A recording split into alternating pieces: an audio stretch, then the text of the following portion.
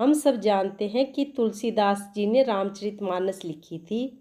तुलसीदास जी राम के बहुत बड़े भक्त थे और भक्त होने के साथ साथ एक वो महान संत भी थे। पहले तुलसीदास जी का नाम सिर्फ तुलसी था। बचपन में उनका नाम राम बोला रखा गया, जो बाद में तुलसी पड़ गया।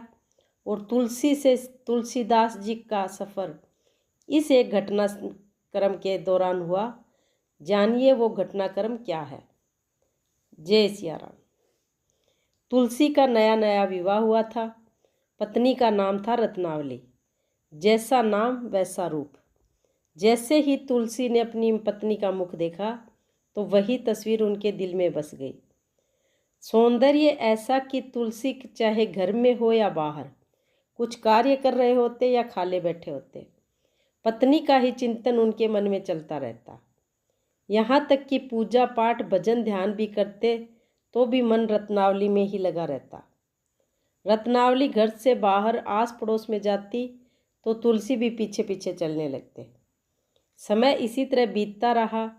कई बार रत्नावली के पीहर से बुलावा आता या कोई रत्नावली को लेने आता तो तुलसी को रत्नावली के दूर जाने की बात सोचकर ही घबराहट होने लगती, जिसकी वजह से तुलसी कोई ना कोई बहाना बनाकर रत्नावली को अपने घर पर ही रोक लेते और कहीं जाने नहीं देते।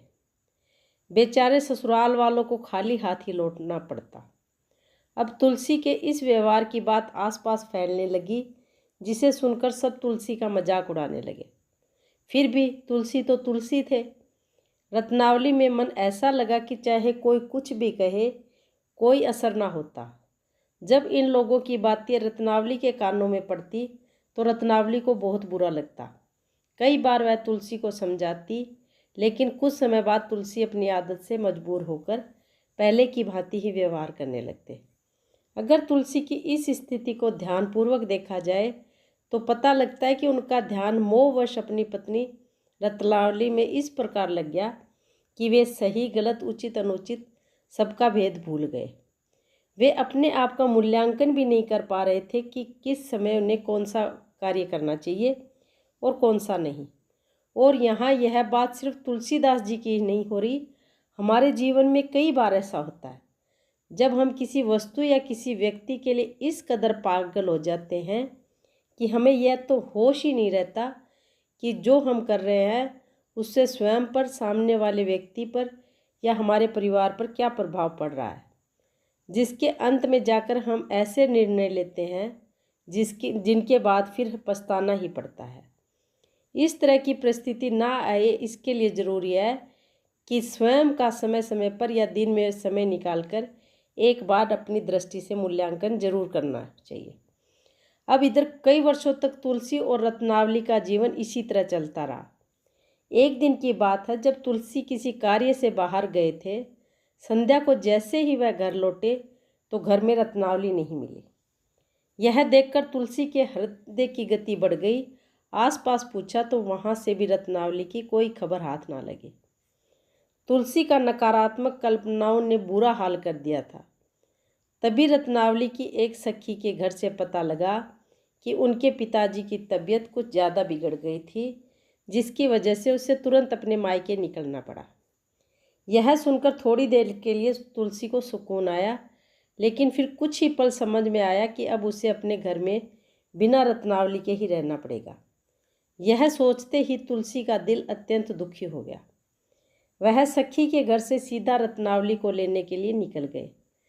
तेज मूसलाधार बारिश हो चुकी थी, लेकिन तुलसी को उस समय ना मूसलाधार बारिश नजर आ रही थी और ना ही रत्नावली के बीमार पिता।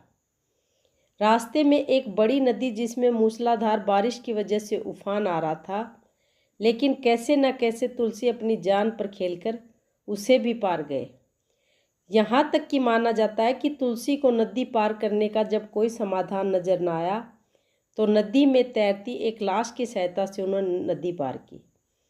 यह सब करते हुए तुलसी अपने मन में सिर्फ यही सोच रहे थे कि कैसा होगा वो पल जब उनकी मुलाकात रत्नावली से होगी। उन्हें देखकर वह तो फूली ही ना समाएगी। जब उसे पता लगेगा कि तुलसी ने उनके लिए कितनी समस्याओं का सामना किया है और किस तरह वो यहाँ तक पहुँचे हैं, तो वह ऐसे पति के चलते कितनी गौरवान्वित महसूस करेगी। उसका मन तो पूरा तुलसी के प्रेम से ही भर जाएगा। जैसे जैसे यात्रा आगे बढ़ रही थी, तुलसी के मन में इस तरह के कल्पनाओं का संसार बसता जा रहा था। आखिरकार तुलसी अपने ससुराल पहुंच गए। मध्य रात्रि का समय था, घर के दरवाजे बंद थे, तो तुलसी को लगा कि इस समय दरवाज़ा खटखटाना सही नहीं रहेगा। इसलिए उसने सीधे रत्नावली के कमरे में जाने की योजना बनाई, जो ऊपर की मंजिल पर था। तुलसी को एक लटकती हुई रस्सी दिखाई दी, जिसकी सहायता से वह सीधा रत्नावली के कमरे में पहुंच गए। रत्नावली ने आवाज़ सुनी और जैसे ही उसने तुलसी को अपने सामने देखा तो वह अचंभे में पड़ गई। इसके बाद तुलसी ने उन्हें पूरा वृत्तांत सुनाया। जैसे जैसे तुलसी की कथा आगे बढ़ती जा रही थी, रत्नावली का क्रोध और भी बढ़ता जा रहा था। आखिर में आते आते रत्नावली क्रोध से आग बबूला हो चुकी थी। अब उसके सब्र का बांध टूट चुका था। रत्नावली ने कहा कि एक हाड़ मांस के पुतले के लिए इतना संघर्ष, इतना मोह, एक नश्वर शरीर को पाने के लिए इतनी लालसा, यह सब करते हुए तुम्हें लज्जा नहीं आती? जिसे तुम प्रेम कहते हो वो प्रेम नहीं, वो सिर्फ अहंकार और मोह है तुम्हारा।